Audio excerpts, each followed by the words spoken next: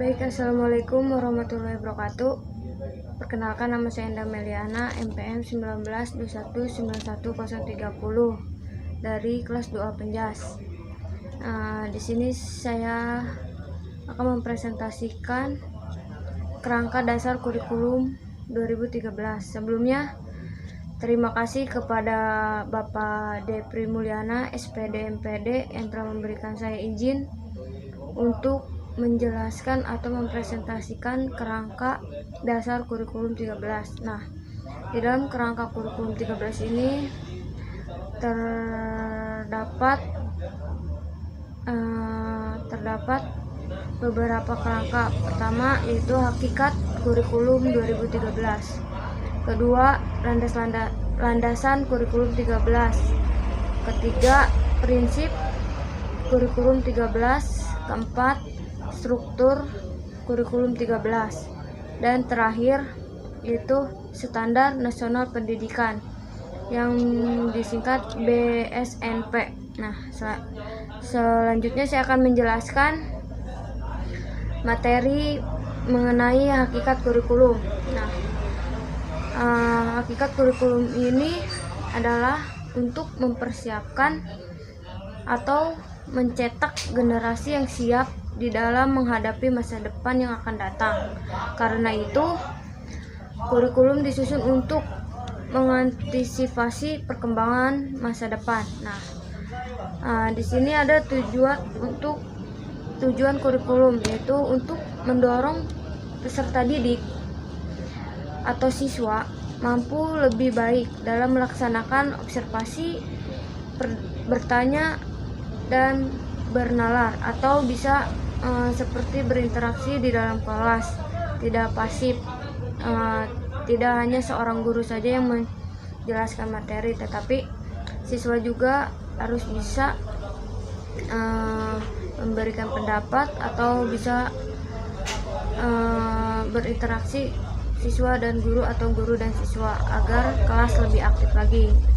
Nah, itu dari tujuan kurikulum 2013. Nah, selanjutnya, selain itu kita perlu melalui pendekatan. Itu diharapkan siswa memiliki kompetensi, sikap, keterampilan, dan pengetahuan jauh lebih baik. Nah, mereka akan lebih kreatif, inovatif, dan lebih produktif. Nah, sehingga nantinya mereka bisa sukses menghadapi berbagai persoalan dan tantangan di zamannya memasuki masa depan dan lebih baik lagi. Nah, itu adalah sedikit materi mengenai hakikat kurikulum 2013. Selanjutnya yaitu landasan kurikulum 13. Selanjutnya yaitu landasan kurikulum 2013. Nah, kerangka dasar kurikulum satuan pendidikan meliputi SD, MTS, SMA atau SMK, yaitu meliputi landasan filosofis, sosiologis, fisikodegois, dan yuridis. Nah, yang berfungsi sebagai acuan pengembangan struktur kurikulum pada tingkat nasional dan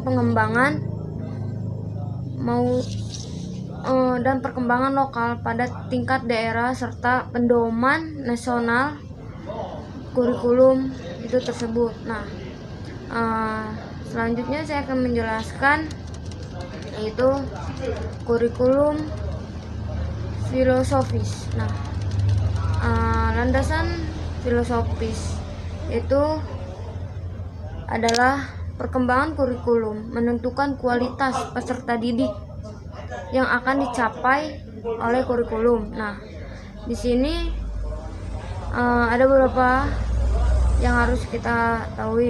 Pertama itu sumber dan isi dari kurikulum itu tersebut. Nah, agar proses pembelajaran atau posisi peserta didik atau penilaian hasil belajar, hubungan peserta didik dengan masyarakat dan lingkungan alam di sekitarnya itu mampu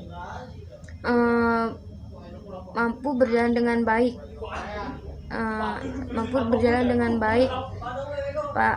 Ketika kita mengetahui sumber dan isi dari kurikulum itu tersebut. Nah, kemudian pada dasarnya tidak ada satupun filosofis pendidikan yang dapat digunakan secara spesifik untuk mengembangkan kurikulum yang dapat menghasilkan manusia yang berkualitas. Nah, jadi tidak ada satupun filosofis yang secara spesifik yang menghasilkan manusia yang berkualitas. Tetapi berdasarkan hal tersebut, kurikulum 2013 dikembangkan menggunakan filosofi sebagai berikut, yaitu 1. Di mana pendidikan berakar pada budaya bangsa untuk membangun kehidupan bangsa masa kini dan masa mendatang. Jadi pandangan ini menjadikan kurikulum 2013 ini dikembangkan berdasarkan budaya bangsa Indonesia yang beragam. Agar tidak kehilangan moral, norma dan etika. Yang kedua itu peserta didik. Di mana pewaris budaya bangsa yang kreatif. Jadi menurut pandangan filosofis ini, presentasi bangsa di Indonesia berbagai bidang adalah suatu proses untuk dipelajari oleh peserta didik agar proses pendidikan ini memberikan kesempatan kepada peserta didik untuk mengembangkan potensi dirinya untuk berpikir dan berpikir nasional. Itu yang kedua. Yang ketiga, pendidikan ditunjukkan untuk mengembangkan kecerdasan intelektual atau kecemerlangan akademik melalui pendidikan disiplin ilmu. Di mana filosofinya ini menentukan bahwa isi kurikulum adalah disiplin ilmu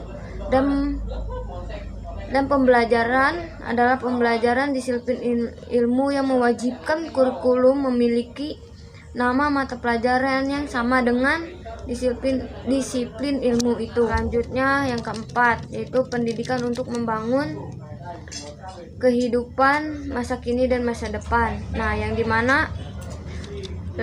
Yang dimana kemampuan intelektual atau komunikasi, sikap sosial, kepedulian dan berpartisipasi untuk membangun kehidupan masyarakat dan bangsa yang lebih baik. Jadi yang keempat itu kita sebagai peserta didik atau sebagai pendidik agar bisa atau memiliki kemampuan intelektual yang sering dilatih agar bisa membangun kehidupan yang baik di masyarakat atau di masa depan. Selanjutnya saya akan menjelaskan tentang landasan teoritis. Landasan teoritis ini sangat penting bagi kurikulum 2013. Kenapa? Karena karena landasan teoritis ini yaitu pendidikan berdasarkan standar. Jika tidak ada landasan teoritis, maka tidak akan ada pendidikan berdasarkan standar, maka akan cacat atau kurang sempurna. Jadi pendidikan berdasarkan standar ini menetapkan adanya standar nasional sebagai kualitas minimal warga negara yang dirinci menjadi standar isi, standar proses, standar kompetensi lulus, dan standar pendidikan tenaga kependidikan dan lainnya. Itu ada 5 standar, ada 8 standar. Tetapi kurikulum 2013 ini menganut satu itu pembelajaran yang dilakukan oleh guru dan bentuk proses yang dikembangkan berupa kegiatan pembelajaran di sekolah, di kelas, dan di masyarakat. Yang kedua itu pengalaman belajar. langsung peserta didik yang sesuai dengan latar belakang. Selanjutnya saya menjelaskan landasan yuridis. Nah, landasan yuridis ini yaitu landasan yang mengandung isi perundang-undangan. Nah, yang dimana yang ke-1 itu landasan Undang-Undang Dasar Negara Republik Indonesia tahun 1945. Nah, Undang-Undang Nomor 20 Tahun 2003 tentang Sistem Pendidikan Nasional. Yang ketiga, Undang-Undang Nomor 13 Tahun 2005 tentang Rencana Pembangunan Jangka Panjang Nasional beserta segala ketentuan yang dituangkan Rencana Pembangunan Jangka Menengah Nasional. Nah, yang keempat, Peraturan Pemerintah Nomor 19 Tahun 2005 tentang Standar Nasional Pendidikan sebagai mana telah diubah dengan Peraturan Pemerintah Nomor 32 Tahun 2013 tentang perubahan atas Peraturan Pemerintah Nomor 19 Tahun 2015 tentang Standar Nasional Pendidikan. Nah, itu sedikit ringkasan mengenai landasan kurikulum 2013. Selanjutnya yaitu prinsip kurikulum 13. Nah, di sini ada 2 prinsip. Pertama, saya menggunakan prinsip perkembangan kurikulum 2013. Nah, perkembangan kurikulum ini pertama yaitu kurikulum bukanlah hanya merupakan sekumpulan daftar mata pelajaran, karena mata pelajaran merupakan sumber materi pembelajaran untuk mencapai kompetensi. Nah, jadi perkembangan kurikulum ini yang pertama itu bukan hanya merupakan sekumpulan daftar mata pelajaran, tetapi merupakan sumber materi pembelajaran untuk mencapai kompetensi. Yang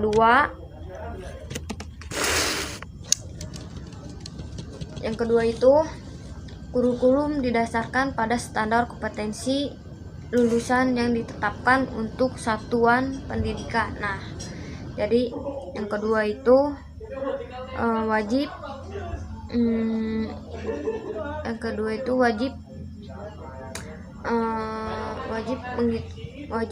mengikuti kelulusan berstandar. Nah, seperti belajar wajib 12 tahun. Nah, itu. Yang ketiga, kurikulum berdasarkan model kurikulum berisi kompetensi. Model kurikulum berbasis komputer ditandai oleh pengembangan berpikir dan keterampilan fisikomotor yang dikemas dalam berbagai mata pelajaran. Nah, jadi yang ketiga itu menggunakan model kurikulum yang dimana peserta didik atau guru itu bisa memiliki perkembangan kompetensi berupa sikap yang baik, pengetahuan yang lebih luas, dan keterampilan dalam mata pembelajaran. Nah, mungkin itu bisa yang saya sebutkan hanya 3. Nah, selanjutnya itu ada prinsip pelaksanaan kurikulum. Nah, ini yang kedua ya, prinsip pelaksanaan kurikulum. Nah, yang pertama itu tadi prinsip perkembangan kurikulum.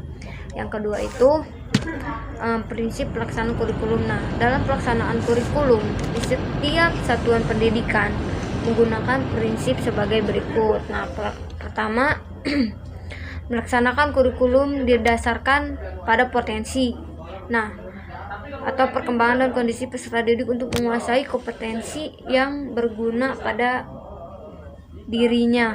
Nah, jadi hal ini peserta harus mendapatkan pelayanan pendidikan yang bermutu serta memperoleh kesempatan untuk mengekspresikan dirinya secara bebas, dinamis, dan menyenangkan. Nah, itu yang pertama.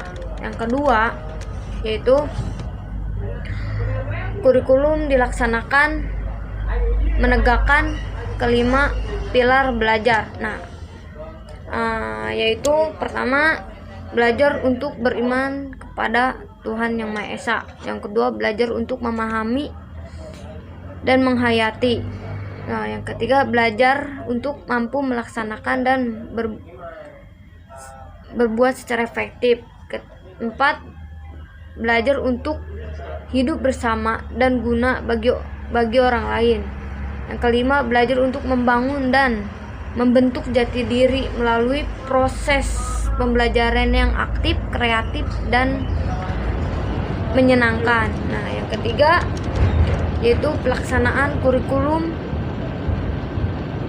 Peserta didik mendapatkan pelayanan yang bersifat perbaikan. Nah, jadi ada juga perbaikan dalam melaksanakan kurikulum, agar peserta didik dengan tetap memperhatikan keterpaduan pengembangan dirinya kepada individu, sosial, dan moralnya.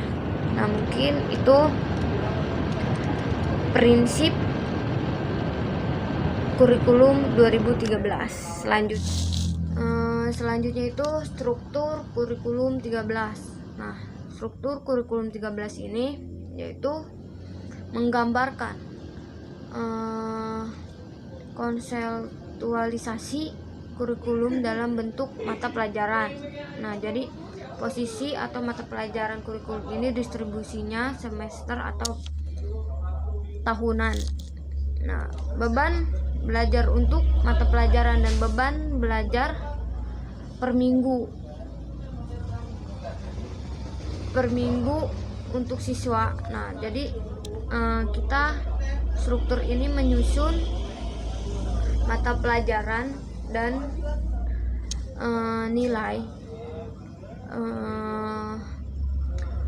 terus pokoknya struktur tentang belajar. Nah, jadi struktur kurikulum juga menggambarkan mengenai penerapan kurikulum, posisi seorang siswa dalam menyelesaikan pembelajaran di satu jenjangan pendidikan. Nah, jadi ada contohnya seperti struktur kurikulum SD. Nah, beban yang diberikan kepada kurikulum struktur kurikulum SD ini yaitu dinyatakan dalam jam belajar setiap minggu untuk masa belajar selama 1 semester. Nah, jadi beban ini dibuat per minggu, jadi akan bisa ternilai semua mata pelajaran dari seni budaya, agama, pendidikan Pancasila, bahasa Indonesia, matematika, ilmu pengetahuan sosial, ilmu pengetahuan alam. Nah, jadi struktur ini yaitu dimana seorang siswa mampu menjalani proses pembelajaran dengan baik agar bisa mendapatkan nilai dan bisa mengekspor dirinya dalam struktur ini yang dibuat oleh guru agar siswa itu bisa berinteraksi dan berdiskusi secara langsung, dan disitu juga bisa membentuk jati dirinya sendiri. Nah, oke, selanjutnya yaitu standar nasional pendidikan. Nah, apa sih standar nasional pendidikan? Standar nasional pendidikan adalah kriteria minimal tentang sistem pendidikan di seluruh wilayah hukum negara Kesatuan Republik Indonesia yang secara umum SNP. Di Indonesia berbagai 8 standar, antara lainnya itu standar isi, proses, kompetensi, lulus, tenaga pendidik dan kependidikan, sarana dan prasarana, pengelolaan, pembiayaan, dan penilaian pendidikan. Nah, itu 8 standar. Nah, jadi 8 standar ini harus ditingkatkan lagi secara berencana dan berskala. Hal ini didasari pemikiran dalam pasal pemerintah nomor 19 tahun 2015 tentang standar pendidikan nasional yang menyatakan bahwa fungsi SNP berfungsi sebagai dasar dalam perencanaan, pelaksanaan, dan pengawasan pendidikan dalam rangka mewujudkan pendidikan nasional yang bermutu. Nah, jadi standar nasional pendidikan ini selanjutnya disebut sebagai BSNP, adalah badan mandiri dan independen yang bertugas mengembangkan, memantau pelaksanaan dan mengevaluasi standar nasional pendidikan.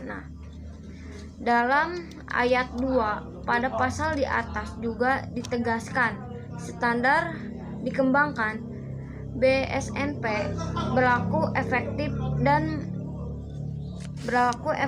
dan mungkin itu saja yang bisa saya jelaskan dan bisa saya presentasikan. Kurang lebihnya mohon maaf. Wabillahi taufiq wal hidayah. Assalamualaikum warahmatullahi wabarakatuh.